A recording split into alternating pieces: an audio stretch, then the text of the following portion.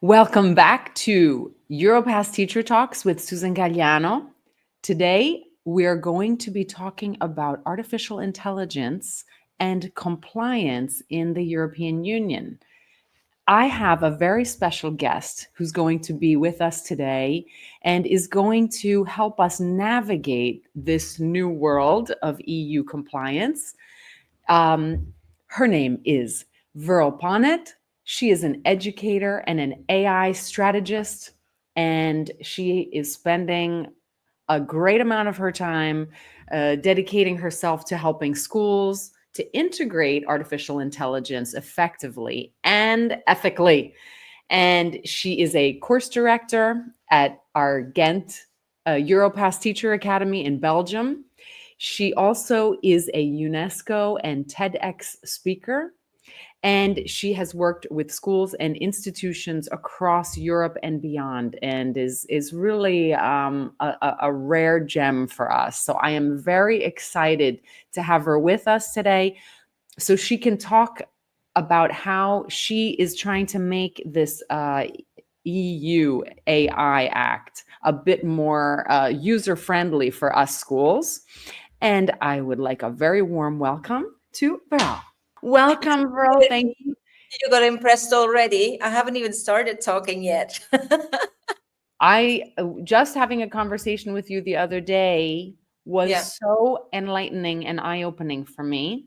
And as I wrote to you privately, it was inspiring and encouraging. I am someone who is a bit hesitant when it comes to learning about new tech, and my natural inclination would be to avoid it. And I have to say that your our conversation gave me much more courage. And so I'm hoping that that's what can happen today for our viewers.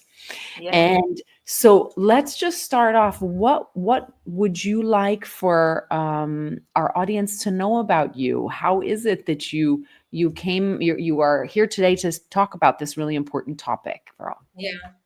So, well, I love technology, right? It's not what I studied. It's not what I studied, but I love technology. My first memory is actually when for my communion in Belgium at the age of 6. You do your communion, and then I got a watch. Very exciting. Then you have a new watch. I wanted to know how it works. So the first thing I did was I opened it up. Needless to say, it never worked again. But that's kind of where it all started, where my love of technology started. So I was actually in Tenerife at the beach when a friend of mine from the US called me. And he said, have you tried this new technology, this generative AI, this ChatGPT thing? And I was like, I've read about it, but it's not available in the EU yet. And then he was like, oh, you're going to freak out. So a few days later or some time later, it became available in the EU, and I started testing it. And the first time I tried it, I was using it for, I think, like 24 hours, didn't sleep that night because it was just like, I was so mind blown that it was like, wait, what is this? This is a whole new level of change. I still remember when we first got the internet. Yeah, when we first started using the internet. And I thought, this goes way beyond that. This goes way beyond that. So I started using it and testing it. And yes, it can be really overwhelming. So what I've learned, and I started training teachers on the topic of AI. And what I've learned along the way is keep it simple, one step at a time. Because even for someone like me who is into tech and who follows tech and who's tech enthusiast, right? It can still be overwhelming. So for me, the main thing is whenever you decide to get started using AI, take it one step at a time, baby steps. Baby steps and one tool at a time. Because if we get lost in the thousands of tools, millions of tools that are available, and there's new tools coming out every single day, that's impossible. That's impossible, right? So take it one step at a time. Now, over those 2 years now that I've been doing trainings on artificial intelligence, I gathered a lot of notes, right? Like on my, in the trainings, and this comes up and that comes up. And I was always using the EU AI Act, as a backbone somehow for the trainings, for the theoretical part and the ethics part and all of that. So I had all those notes. And then when I was at UNESCO, a colleague said, like, you need to write this down.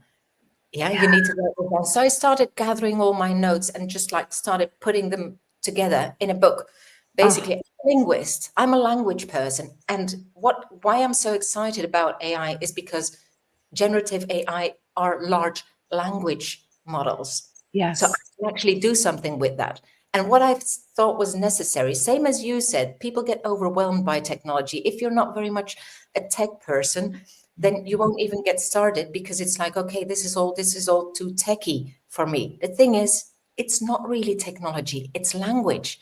So that's when I started translating the EU AI Act into a language that, as educators, anyone can understand. Yeah, to take the fear Yes. away, to take the fear away, and and I love encouraging people. I love motivating people, and most of all, I do not want anyone to stay behind. There was a Harvard study that came out like the day before yesterday. Well, a paper that brings together several research studies. Women are 73% of all educators. Hmm. Yet women are the ones that have adopted AI far less than men. Very interesting. We need to get on board and we need to do it now. Yes. And Make you know what a I was difference. what I was thinking as you were talking, Veral, is how that fear of tech it doesn't always look like fear. It Mhm. looks like perhaps a kind of denigration, or it looks like teachers who might say things like, I think that it's a mistake, or just putting obstacles in the way. Not it usually, or people might actually say, "I'm a little afraid of it," but it could also just be a clinging to what we've known without Exactly. realizing that yes, that we can cling as much as we want, but the world is going on without us. Yeah, And so, okay. So, exactly. When you and I, probably you as well, but when I wrote my first dissertation, I was going to the library, getting the books. Yeah. Now, obviously, ABBA style for my son is something really easy. He says, I can't understand why you have difficulties doing that. I would say, yeah, because you copy paste from Google Scholar. We have to actually figure out how to do that. yes, Um, the APA, the bibliographies, the footnotes, absolutely. exactly. So, and now we can't imagine anyone saying, okay, you can write your dissertation, but you're not allowed to use Google. You have to go to the library. Hmm. No one can imagine that, right? It's the same with AI. As much as we want to push against it because we don't really understand it, because we don't really know what's happening, because we feel it like cheating. And actually, the study that I was referencing before, let's make sure that we link that in the comments as well. Um, Hmm. the study says that women perceive AI as cheating and they feel less confident. And men do that less so. But we have to remember, as educators, we're a role model. So we have to show it to our students how to. And if we are feeling insecure, then then in the workforce, this is just going to increase the gender gap. So that's something that I feel quite passionate about. And for me, it was an eye opener because as a Europass teacher trainers, in the Hmm. trainings, we mostly have women, right? Yes. Yeah, because 73% of all educators are women. So it's only normal that within our trainings, we mostly have women. So I didn't really realize that women are so behind in this AI revolution or evolution or whatever you want to call it. And for me, it was like, whoa, is this really happening? We need to do something about it, right? Yes. And it's So, interesting too, because not only are 73% of educators women in the EU, but what I tend to find is that the types of subjects they teach, of course, they're teaching all subjects. But let's say the male teachers that we have, oftentimes are physical education teachers, they're IT teachers. Of course, we also get philosophy teachers. We get math teachers, but there is a predominance of women in the humanities, and who knows if there's a connection there. True. And True. you mentioned something about you had mentioned the EU AI Act. Yeah. Okay. And I don't know if all of our viewers have heard about this, or maybe they've heard something and they immediately thought, oh my gosh, now what? Could you give us just a little bit of information about that and Yeah. about your playbook that you have created? Well, basically, the EU AI Act. So AI, we've all noticed, is a really powerful technology, right? It can be used for the good, it can be used for the bad. Mhm. Now, the good thing within the EU is that the European Union has decided to put some guardrails to it. So, what does that mean? As you said, we want to use AI, but we want to use it Mhm. responsibly. Yes. Yeah. We want to make sure that when we use AI, it's actually for the good of students and that we are preserving their personal data, that we are making sure that it enhances their learning, that it doesn't go against the learning process. So we want to make sure that the tools that are being used, because we're not just talking about ChatGPT or Claude or the large language models, we're talking about everything, right? We want to make sure that that those tools that we are using are properly vetted, so Yes. that we know for sure that the providers of those tools, what are they actually doing with our information? How is how is the information that we are putting in, how is that used? Is it used to train the models? What is being done with that, right? Mhm. What is also in the EU AI Act is there's a few things that are really important, right? So first of all, it's like, okay, the risk categories, yeah, the risk categories. First, what schools need to do is just say, okay, what tools are we using and what is the risk category? The high Mhm. risk, very clearly, they're just banned. We do not want a camera at the front of the classroom saying like, oh, I see you feeling stressed. You know, I see you feeling stressed, but is there? And then it comes out. So first is the risk category. Mhm. Then there is, okay, once we have that classification into those risk categories, then it goes to, okay, let's say in Belgium, where I lead the teacher trainings for Europass Teacher Academy in Ghent and in Brussels. Most Belgian schools use a learning management system that Mhm. is called Smart School. Now, recently, Smart School has integrated in the system a tracker for students that kind of flags if they think students might be having trouble with dyslexia, or if they're falling behind, or if they're, anything irregular that might pop up, right?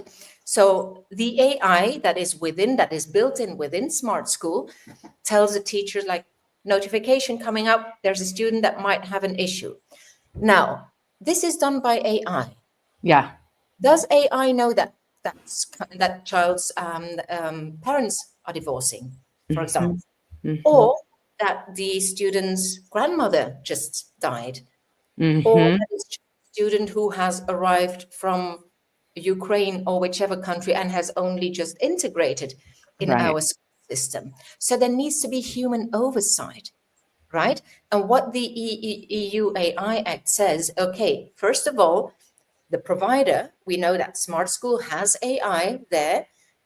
Does that provider comply with the EU AI Act? So every school will need to have a certificate saying, yes, Okay. same as GDPR, yeah? GDPR compliant, EU AI Act compliant. So that provider will have like, okay, boom, this here, this is the paper that we say, okay, we are EU AI Act compliant. Yes, then you Okay. can use it. Now, you can use it, but that still means that you need the human oversight. So whenever a student is flagged by the system or that notification comes up, what is being done then afterwards? So there needs to be a clear policy saying, what are we doing with that information? Okay, this Mhm. is the class tutor. That tutor says, I agree or I don't agree. Yeah. Yes. And how do we follow up? So there needs to be like a paper trail, so to speak, to Yes. say, okay, with the information, what is being done and what is really important, humans oversight.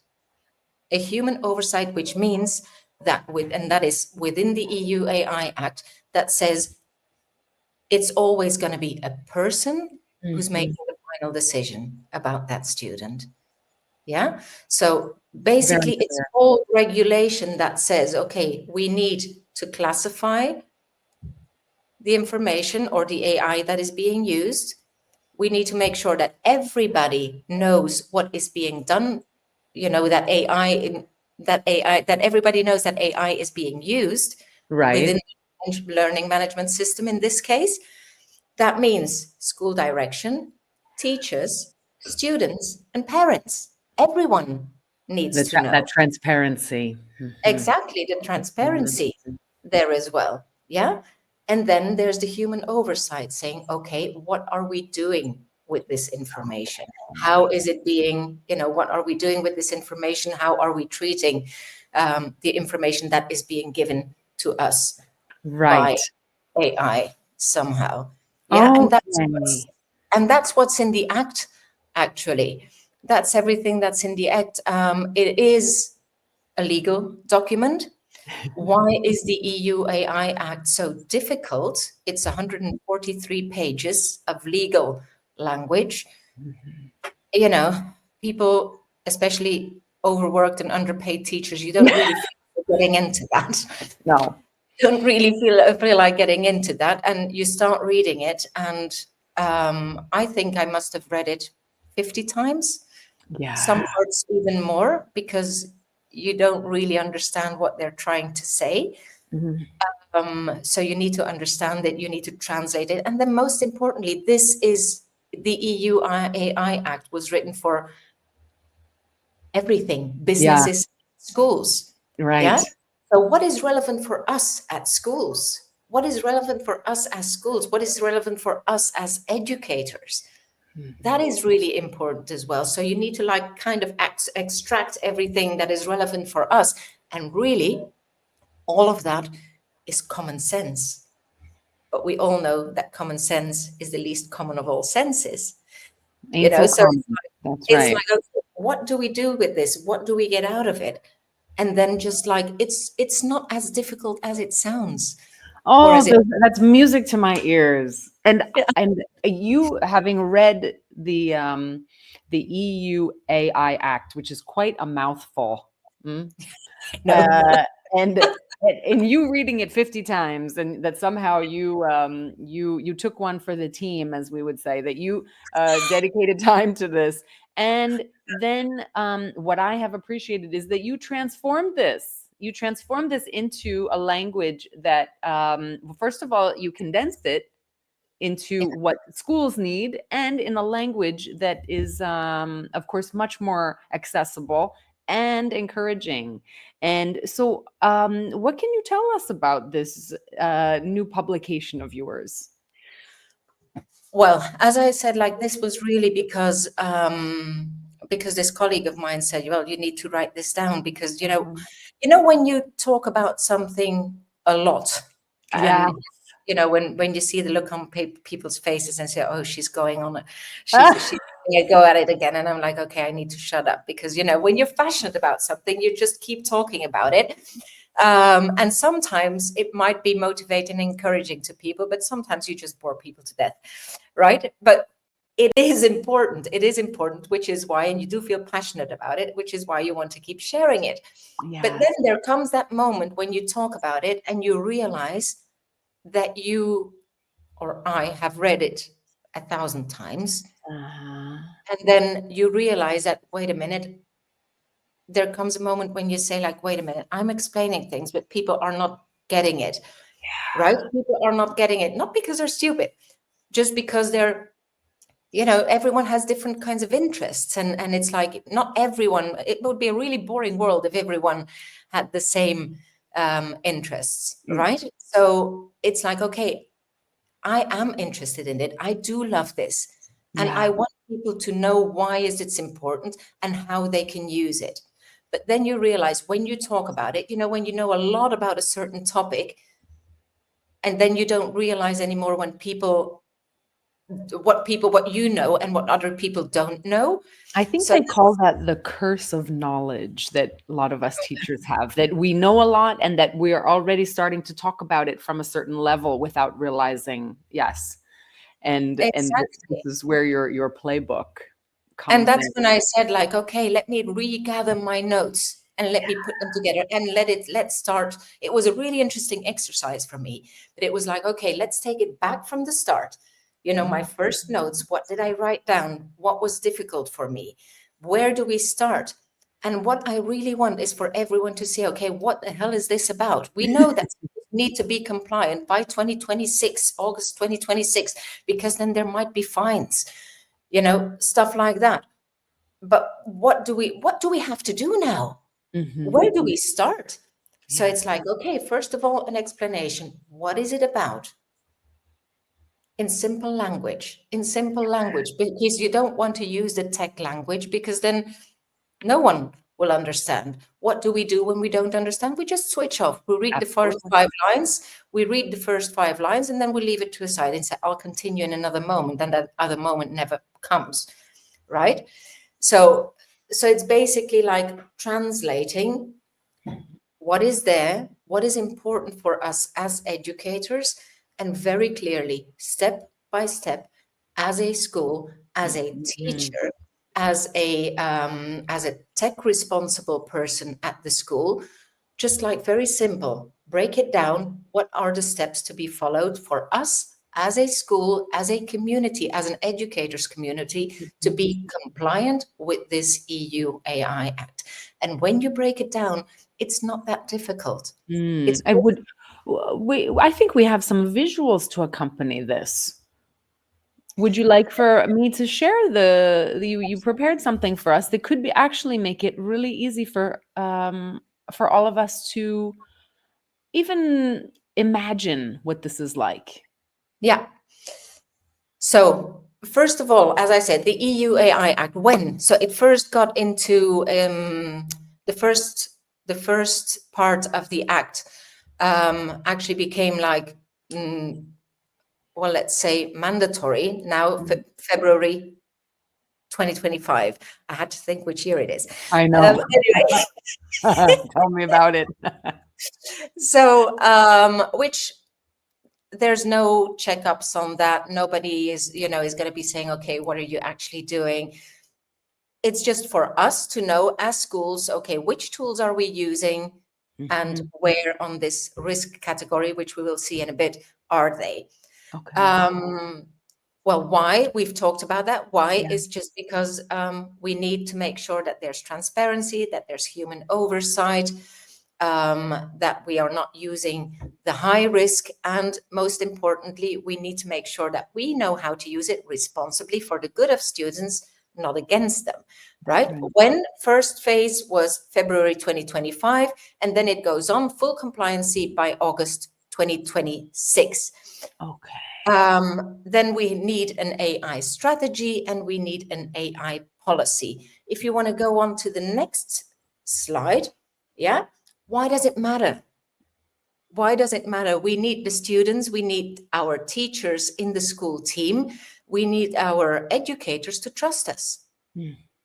How do we build trust? Through transparency. Yes, AI is being used. How is it used? Where is it used? When is it used? Yeah. Being transparent doesn't just mean I told you. Mhm. Being transparent means that there has to be, and that needs to be within the EU AI Act as well, that needs to be very clear. It needs to say, okay, we are using, I'm going back to the example that I gave earlier about Smart School. We are using Smart School. Smart School is using AI to detect certain, learning difficulties. What is Certain being done with it? patterns. Yeah. Yeah, Mhm. certain patterns. That's a better way to put it. It is being used, but what is being done with those data? there is human oversight so that everyone knows what's being done with that. Yeah. And why do we need that? Because it needs to be fair. Yes. We all know that if it's not fair, then we're going to lose people along the way. What happens, like when you teach very small children? Teacher, that's not fair. If it's not fair, then they wouldn't want to do it anymore. That's right. So if we feel that there's no fairness, then people are going to drop out. So that we try and do that by giving the human oversight, so that everybody knows, yes, AI is being used, but this is what we do with it. And yes, there is always a person, a human, making the final decision. Yeah. Because what do we want to do? AI is trained upon historical data. Yeah. What does that mean? Historically, as you mentioned earlier as well, historically, there's a lot more men in tech. Historically, there's more male physical education teachers. Historically, school directors are more often male. So that means AI is being trained on historical data. So there is a certain bias there. Mm-hmm. So we need to be able to detect that bias. Now, as humans, we are also biased. Of course. We're all biased. Yeah. As humans, we're all biased. The thing is, we need to know, okay, we need to realize we are being biased, or the AI is being biased. And what are we going to do to correct that? Then we also need to know, okay, is AI going to be more biased than us as persons? Yeah, detecting bias is always a difficult thing to do. But we need to be aware, we need to be awake, right? And we need to be awake and say, okay, what is happening here? Is this correct? Is this not correct? Is there bias? Is there no bias? We need to detect it first and then try and prevent it from the future. As I said earlier as well, like the thing is with AI trains upon from data that we are giving the input for. Right. Now, what is happening now and what is a real danger for the future, if it's mostly male teacher, well, the male people, male men, God, I can't find my words. If it's mostly men using AI, then we are training the AI with male data. So that means that, the gap could be widening, right? Because it's Very training on interesting. historical data. It's training on historical data, and it's training on the input that we are giving. But if that input is only coming from men, Yes. you Very know, clear. Very clear. then safeguarding student data and privacy, same as GDPR. We have this, when that first came, it was also like, what are we going to do with this? Oh my God, we have to make sure that the data, that it's not going to, are we using Google? Where are the data stored? Blah, blah, blah, all of that stuff. Same with any AI tools that we are using. Then clear accountability and responsibility. Who's responsible for the AI tools that are being used at our school? Got the Okay. So it sounds like a big job. It's not, it's really not, because schools are not using, it's a paper trail and it's a lot of, again, Aha. admin work. But once you have your system in place, then it's all And just, and then it goes, yes. And so what would you say that there are certain items that schools should when you were talking a bit about how to proceed and a certain like checklist, okay? yeah, And especially for the teachers who are watching us, that maybe they won't be the ones who are responsible for all this, but they're going to be informing their schools. And in a way, of course, they're active, an active part of this. And so, what are some of the things that you think when you talked about different kinds of like a kind of an AI checklist, or perhaps this is actually something that you've already touched upon, and I'm the one that's misunderstood it. there is, well, as teachers, really, it's an easy one, because like Mhm. the just like the the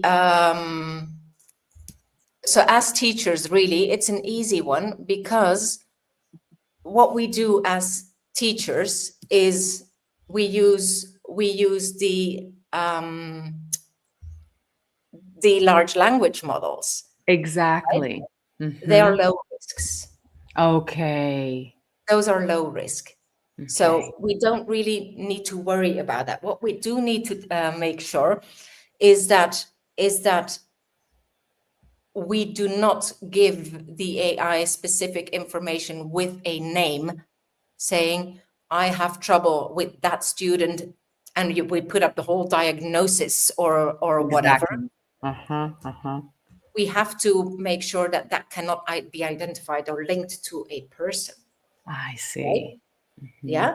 As teachers, we need to make sure that when we use the large language models, once we know how to use them, that AI literacy is being promoted, that Yeah. AI literacy is being promoted. Students, so teachers, Mhm. school direction, teachers, students, but also the parents. We Mhm. quite often forget about the parents. Yes. We kind of often forget about the parents, but the parents are going to be the ones that are coming back to us with the questions. True. The parents are the ones that are going to be coming back to us with the questions. So we need to make sure that whenever we use AI, Mhm. um, everyone knows how it's used, and we need that AI literacy, because otherwise, it's as you said as well. I'm not a real tech person. I don't really know about this. We need to reassure them. AI literacy, it doesn't mean that everyone has to go to the level where they can actually write a PhD dissertation um, using AI, but Right. just the basics, just the basics. So AI, for as a teacher, what you need to know, what is being used in the classroom? How am I using it? Is there transparency? Am I taking care of which data are Uh, being used? uh-huh. Then the assessment or the assignments that we are giving to students, we are no longer going to say, okay, write a summary of a book. Right. That's a stupid assignment right now, because No, it they're just going to put it in the AI, and the is. AI is going to do it for them, and then they're going to tweak it a bit if they're clever, and that's it. So we have to kind of assessment. There's a huge change coming up for assessment, because we have to change our assignments so that they're kind of AI proof. We need to make sure that we work on critical thinking Yes. even more so than before. I have two sons, 24 and 20 years old. I don't know how often I've told them when they come to me with a YouTube video or a TikTok video, oh, did you see this and this is happening? I said, where did you get it from? I saw it on TikTok or I saw it on YouTube. Okay, have you checked? Where does the information come from? No, but there's lots of videos about this. And then it's Yeah. like, yeah, but where does the information come from? Because we all know that if you want information that the earth is flat, you will find a million videos about that as well. So Yeah. is it actually, if it's on the internet, that doesn't mean that it's the truth. The Hmm. same, if we are talking about AI, if AI says it, that does not necessarily mean that it is truth. So critical thinking is becoming more important than ever. Then we have to realize AI is going to help us from here to here. This is still our job. Hmm. This is what we have to do. It's going to Right. help us on the way. It's going to help us on the way. But we need to make sure that this human oversight is there, that we are continuing, that we're using the critical thinking there Yes. as Yeah. well. And I loved something that you said to me in our conversation that helped me frame it. It was talking about AI for us as a collaborator. It's like having a, I don't know, a kind of assistant. Yeah. Yeah. It is. For me, it's my, I talk to my friend. I talk my, talk to my Yeah. friend. Yes. I build my assistants.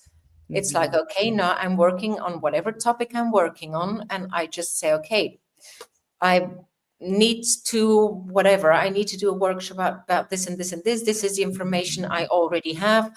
Help me brainstorm. I want to break it up. I've done this workshop 100 times. It's getting boring for me. Right. How can I find a new perspective? Yes. It will just spit out some of the stuff there, and some of it will be good, some of it will be bad, some of it will be actually brilliant. So then you use your critical thinking. You say, okay, that's crap, I'm not going to use that. Mhm. But then there's other things that, oh, but there is something there, and then you develop it further Yes, somehow. So it's we true. can build our AI assistants on Mhm. specific topics. Now, what is so good about that? For example, we work with Erasmus Plus, right? Yes. We work with Erasmus Plus. Anyone who has ever tried to write a project knows that it's time consuming. There's 1,000 documents to go through, then regulations change. Where was it? We've got, like, I don't know, 15 PDFs downloaded from the Erasmus Plus portal. And then Mhm. you have to go through and say, okay, there was something about this. I can't remember which PDF it was in, Right. right? We can build our own assistant now and say, okay, Uh-huh. there is something about, I don't know, how many teachers in 2025, how many teachers can go on a mobility at the same time? What's the limit? I can just Mhm. ask the AI, it will go through all these 15, let's say it's 15 documents of Yeah, 100 pages that are there in a matter of seconds, and it will come up with the answers.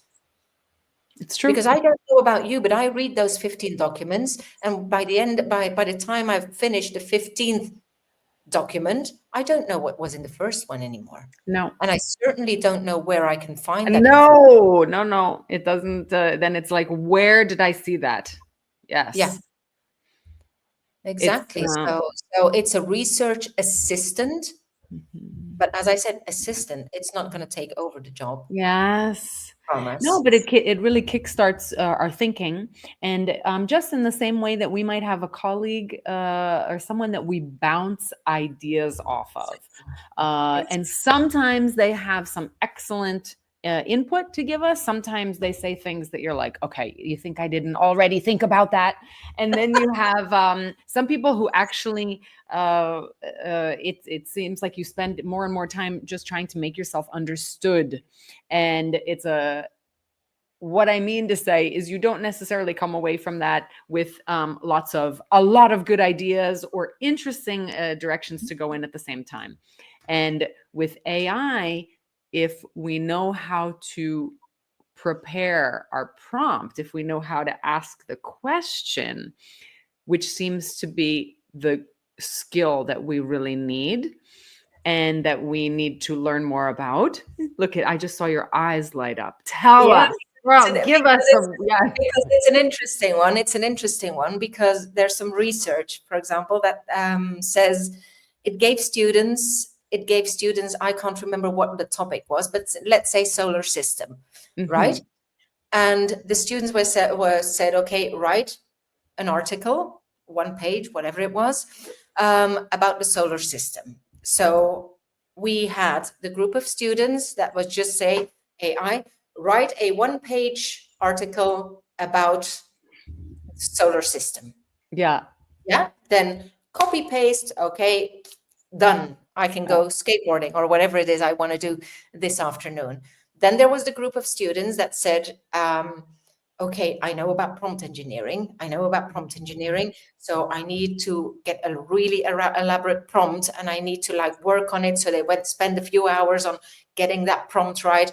Then they get a really good article, copy paste and send it off. Then the third group of students goes, what the hell is the solar system? What is this all about? What do I need to know about it? And they just say like, but wait a minute, I don't understand it. Can you explain it to me? Blah, blah, blah. So they just like, they were using it, as you said, the colleague or the expert, that's right. explain this to me. I have no idea where to start. What do I need to know? What do I Mhm. need to include? I don't even know what they're talking about or whatever. Yeah. Yes. And so they were bickering, really, like going back and forth with this AI that they're using. Hand in the assignment. Okay. Worst grade, the first one sentence prompt, copy paste, worst grade. Best grade, the ones who had a really elaborate prompt, copy paste, hand it in. Mm. Best knowledge retainment, the bickerers. After a week, they do a test and say, okay, what do you actually know about it? The ones that actually had more, that remembered everything about it were the ones that were going back and forth and asking about questions. Uh-huh, uh-huh, So uh-huh.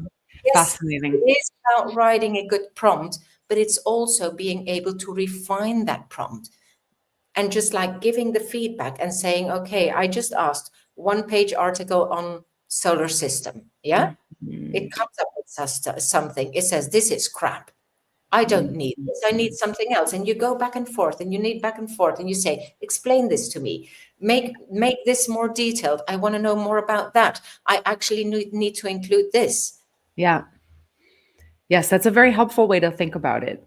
Yeah. And in thinking about because you talked about compliance and that there's some talk of some very heavy duty fines. You also talked about the deadline, the August of 2026 deadline for Yeah. compliance. So we have time, even though in teacher years that's like tomorrow, but we can think about that we do have some time.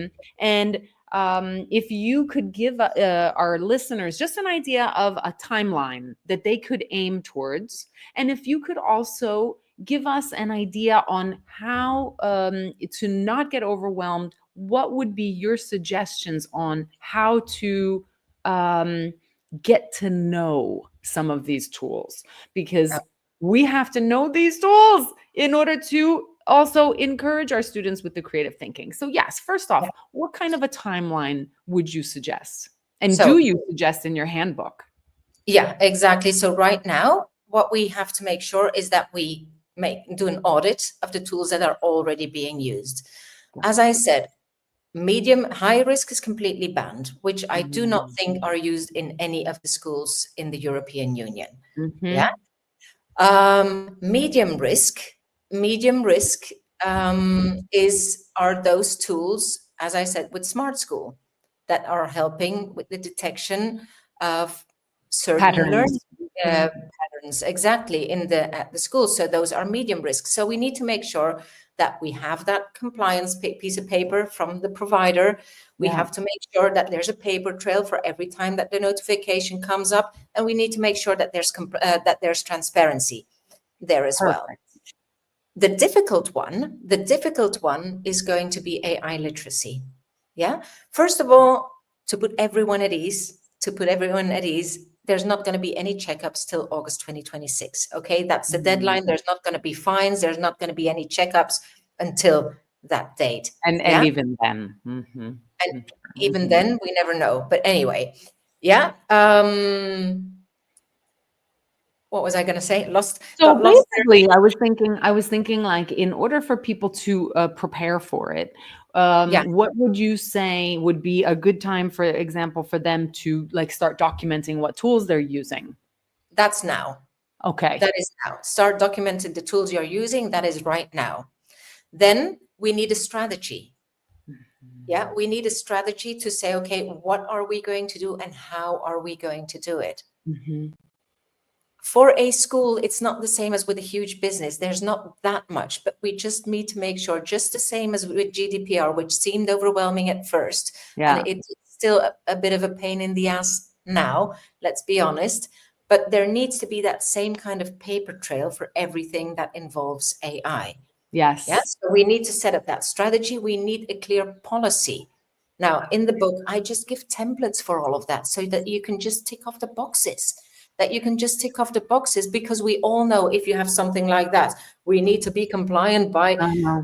August 2026. Where the hell do I start? So what you want is for someone to break it down for you. As educators, it's what we do every single day. We break down difficult information into small, manageable chunks. Yeah. Yes. And that's what I've done with the EU AI Act. Strategy. Okay, get the strategy, tick the boxes. Policy. Get a policy, tick the boxes. Yeah. The most difficult part is going to be AI literacy, because I Mhm. can't explain that in a book, nor can anyone. Because this is not about opening tabs and logging in. This is about you getting to know your new colleague. This is about you getting to know your new colleague, trying it out. How do I talk to this thing? How do I get the information that I need? Right. So, and that's the difficult part, because actually every single educator needs to be AI literate Yes. by August 2026. There needs to be a strategy for continuous professional development Development. because everything changes. I've been doing these trainings for the past 2 years. There's not two trainings that have been the same because there's every single day there's new stuff coming up.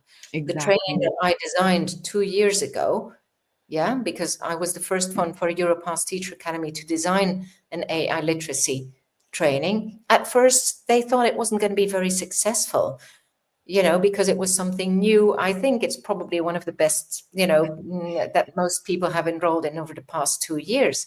But that's normal because if you're not in it, then you don't really know about it. That's It's a bit right. like when you're in different reality, then you don't know about it. But it is something that is here and it's here to stay. The thing is, with educators, we have a lot on our plate. Hmm. There's a lot to be done. So Hmm. how do you get started little by little? It's not about knowing 100 tools. It's about knowing which tools are useful for me as an educator and how am I going to use them and how I'm going to get good at using these. And most importantly, how am I going to pass on that information to my students? Because AI literacy within the EU AI Act is something that we need for students, for educators, and for school direction. Yeah. And as I said, those are not really mentioned in the EU AI Act, but I really, really would include parents there as well. Because Hmm. otherwise we are going to be answering a lot of questions from parents. That's right.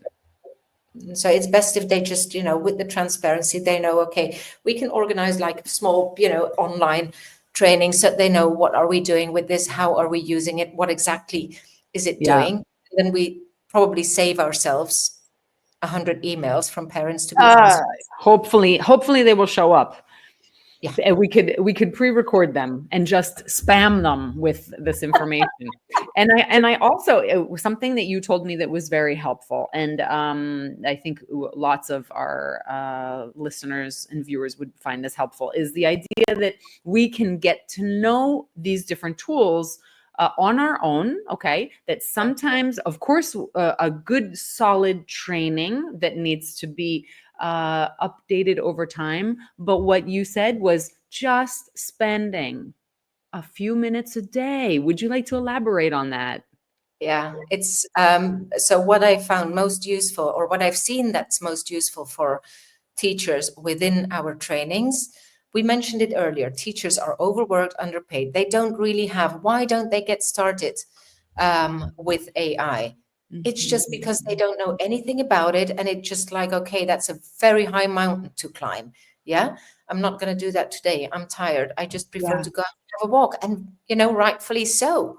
The thing is, we do need to get started with it. Let's just say the very first one, ChatGPT, which is the one everyone knows. Yeah. Download it on your phone. Mhm. Download it on your phone and then just ask it very stupid, very simple questions to get started. Which Yes. can be, for example, I've got this and this and this in my fridge. Give me a few recipes. What can I do? And then I see do, what it comes up with. I do that every day. Well, yeah, And I exactly. and I have upped my game in the kitchen.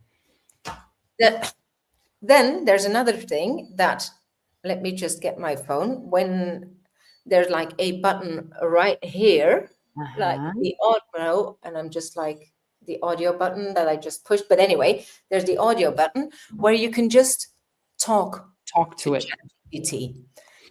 I will very often do that in the car and say, okay, Mm. I really want to talk to my colleague who knows a lot about this, but the person I'm thinking of right now, she has a 6 months old baby. And very often, whenever I'm free to talk to her, she is not Right. available to talk. Yeah. So, I prefer talking to my friend, let's be honest. But Yes. I will just like put on this voice mode and I'll just start talking. And I'm like, hey, I'm working on this project. I'm thinking this and this and this. Can you help me brainstorm? And then it will go and come back to me and say, okay, where would you like to get started? And I was like, oh, I've got this and this and this. No. And then I can just interrupt and say, this is crap. I need you to go that direction. Okay, we go that direction. I'm driving half an hour. So for half an hour, I will be Mhm. talking, getting feedback from the AI. I'm Fantastic. driving, I'm not writing anything down. But before I stop the car, I'll say, okay, I'm just parking now. I'm going to get out. Can you give me, we're going to close this conversation, but can you give me a recap of everything we talked about? Can you make me a summary? So I get home, I sit on my laptop, I open my ChatGPT on my laptop, and I can read the summary of everything that I've talked about while I was driving. Exciting. Yeah? Exciting. And Veerle, as we're kind of coming to a conclusion, Yeah. are there any particular tools that you would recommend that teachers even start with?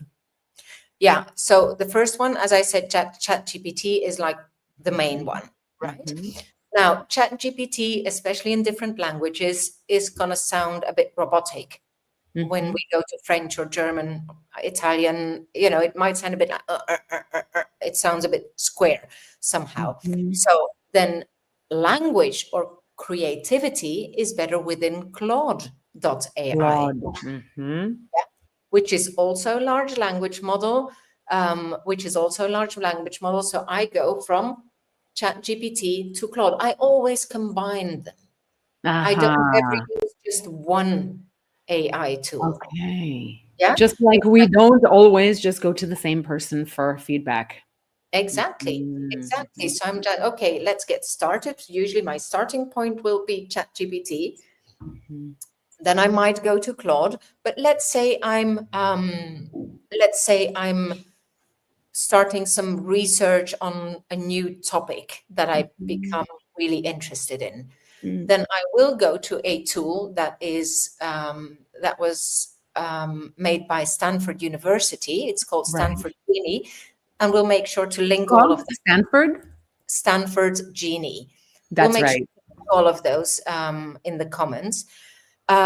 Which I can just say, for example, lately I've been doing a lot of research on how AI can be used to support neurodiverse students.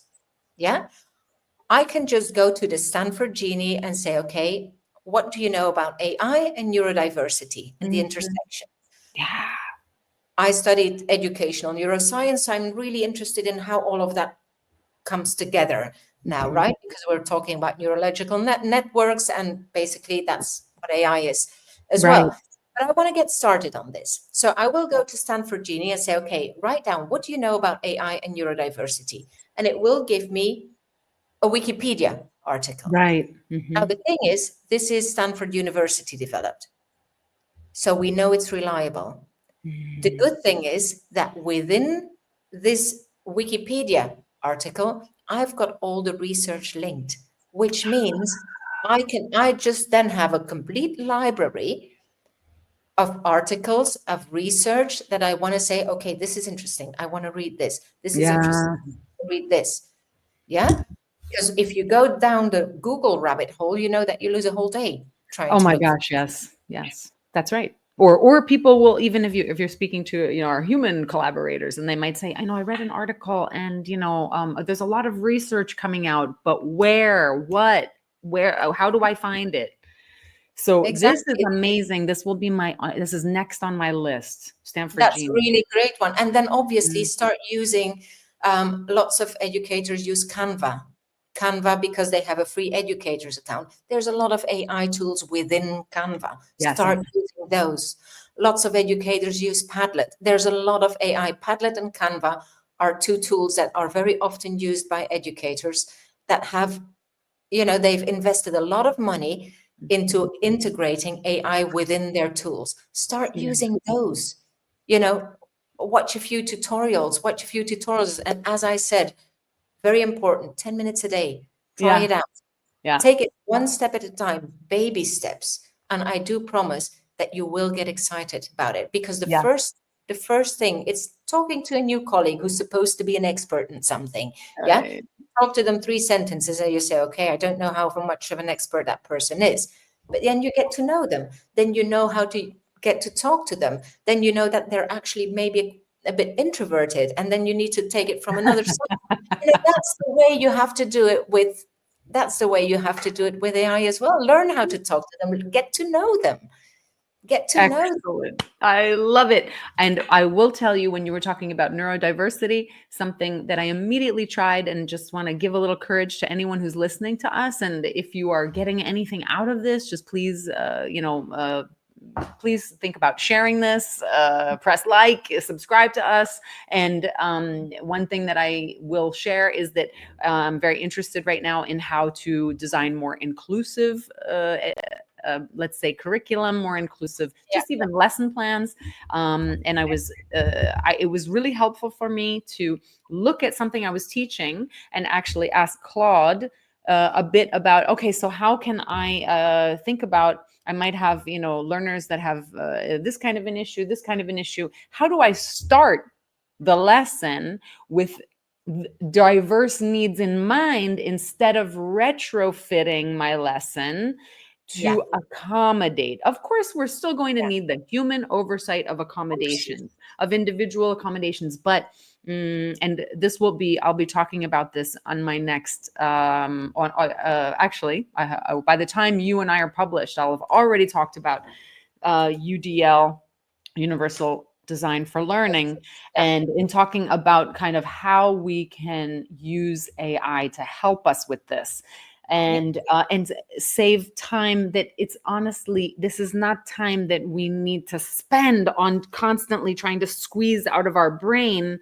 these ideas, where it's not, we're not doing brain surgery in this sense. It's more like we need someone to jumpstart those ideas, and it actually gets me excited about something that maybe before seemed like an insurmountable task. exactly. And tell me something. Where can people find your publication? Where can they find your book?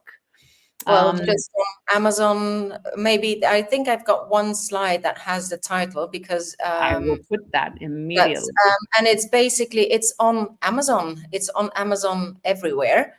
Mhm. We might want to link those slides as well in the comments. Let's see if we can do that as well. So, Absolutely. so it's the Essential AI Playbook, making compliance work, and it's a practical guide to implementing the EU AI Act in education. So just like, yes, there are checklists there as well, but it makes it understandable. It's a translation, and it's available on Amazon.com, at Amazon.it, DE. Just putting in my name or the title of the book, you'll find it. And if feel free to connect with me on LinkedIn as well, and just pop me a message if you can't find it or whatever it is. Type my name. My name is not very common, so I think there's only one of those. Well, it I'm is. fine. This is definitely. I have read through it, and I have to tell you that it made a big difference. Big difference. I can already. I think you can already sense, between our conversation that we had a few days ago and today, that my enthusiasm has skyrocketed, and just my comfort level. You managed to write this in a very, it's like, it's clear, it's reassuring, it is truly helpful, and it's this tone of, let's say, you somehow balance like some excitement with reassurance, and I really appreciate what you've done for us. We don't want to get rid of creativity. We still need that. And AI is not going to take it away from us. It's just going to give us an extra pair of hands. And I'm happy. I'm happy to be of help. And I so, love that. I love that. Also, because I focus so much on well-being and creativity, being, using our creativity, developing our creativity is definitely one of the things that helps us feel very alive. And so, why not use something in a way that's actually going to help us with that feeling alive, and not just feel like we're being kind of piloted by it? Thank you so much for being here. We will link the slides for all, and we will link information about any more specific information that you've given us. You've given us a lot of gems today. So thank you for your time. For all of you watching, please let us know in the comments if you have any additional questions for Veerle. She will be checking, she will be answering you directly. If you have any additional thoughts on this or some tips of your own, why not? So thanks so much for being here, and we will look forward to seeing you for our next Europass Teacher Talk. Thank you.